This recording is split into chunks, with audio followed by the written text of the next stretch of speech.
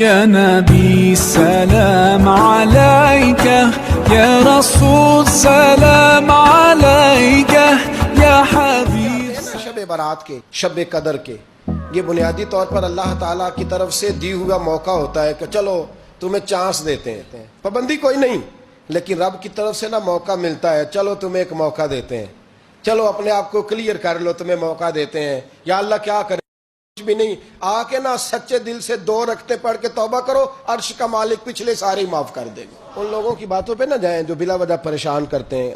لوگوں کو شب برات کا حوالہ بھی نہیں مل رہا، حالانکہ ترمذی شریف میں حدیث موجود ہے، سیاستہ کی روایت ہے ترمذی میں. پہلے کہتے ہیں سیاستہ سے دکھاؤ، جب سیاستہ سے مل گئی تو اب اور کدھر جانا ہے.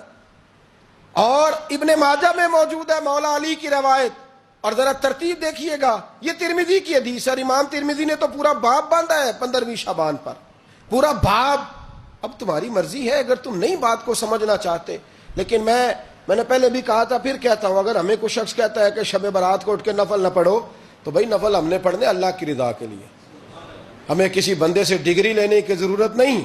نہ تو ہمارے اور رب کے درمیان معاذ اللہ کوئی وسیلہ ہے کہ تو کہے گا تو پڑھیں گے، جب دل کرے گا پڑھیں گے، اور جتنے دل کرے گا پڑھیں گے. ہم تو نفل کہہ رہے ہیں اس کو، ہم نے کب کہا ہے ضروری ہے جو عشاء پڑھ کے سو جائے فجر تک سویا رہے، ہم اس کو گناہگار نہیں کہہ رہے، لیکن یہ ضرور کہیں گے کہ گولڈن چانس مس کر دیا اس نے چانس مس کیا ہے. یہ تو اللہ کی رحمت کا موقع تھا. حضرت سیدہ عائشہ صدیقہ رضی اللہ تعالی عنہا ارشاد فرماتی ہیں کہ شعبان کی 15ویں رات تھی، یعنی شب برات کی رات. فرماتی ہیں شعبان کی 15ویں رات تھی، میں نے اچانک نظر ڈالی تو حضور میرے بستر میں تھے، پھر میری نظر پڑی تو حضور نہیں تھے.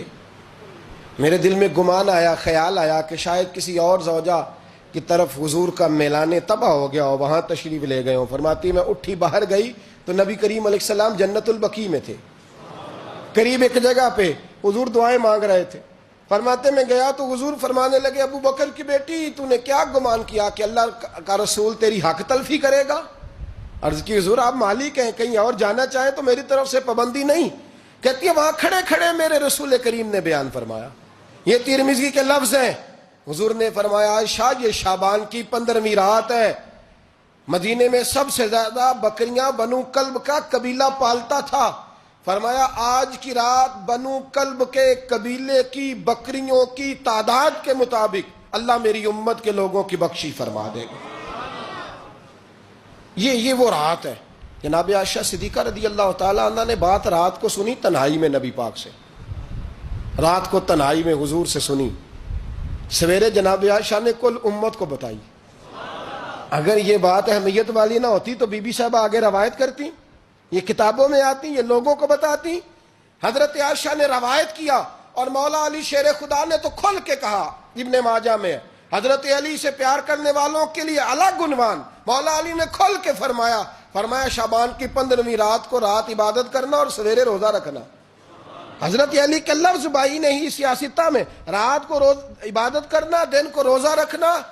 ویسے تو رب کریم ہر روز تہجد کے وقت پہلے آسمان پر نزول اجلال فرماتا ہے اور لوگوں کو فرماتا ہے کوئی بخشش مانگنے والا. کیا انداز ہے مولا علی شیر خدا حدیث روایت کرتے ہیں، رنگ کیا ہے. فرمایا باقی راتوں میں نا تھوڑا سا پیکج ہوتا ہے، تھوڑا سا آخری حصے میں رات کے شب برات کو نا رات چڑھتے ہی اللہ پہلے آسمان پر جو اس کی شان کے لائق ہے نزول جلال فرماتا ہے، اور پہلا جملہ یہ فرماتا ہے کوئی معافی مانگنے والا. اللہ کرے آپ کو سمجھ آئے، یعنی معافی دینے والا کہہ رہا ہے چلو آؤ ادھر آؤ ذرا معافی مانگو، میں معاف کرنے آیا ہوں، مانگو معافی. ہے کوئی معافی مانگنے والا، معاف کر دیں گے. اور آپ فرماتے ہیں ہے کوئی رزق مانگنے والا.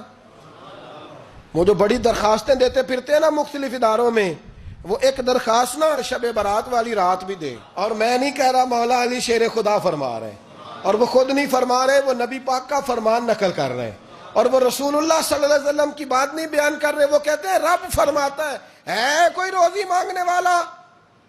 سارے سیٹھوں نوابوں جاگیرداروں کے پاس جا کے تھک گئے ہو، ایک دن میرے کہنے پر، ایک رات، ایک دیہڑی ذرا شب برات والی لگا کے تو دیکھو. تو میرے رسول پاک علیہ السلام نے ہمیں یہ میسج دیا، پیغام دیا.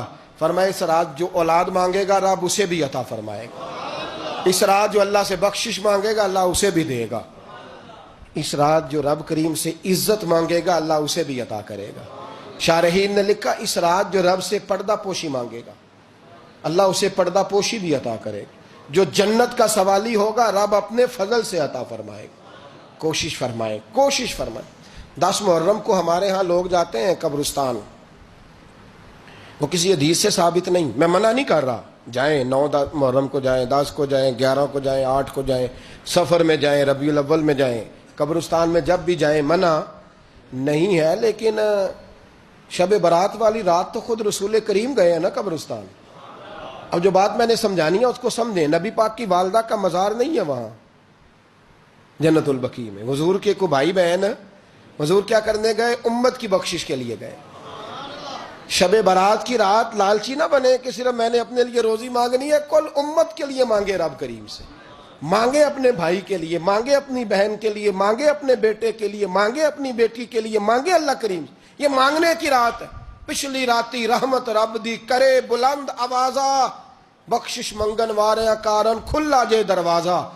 آئیں اللہ کی بارگاہ میں اس رات کو کھل کے دعا مانگیں. سلام عليك يا رسول سلام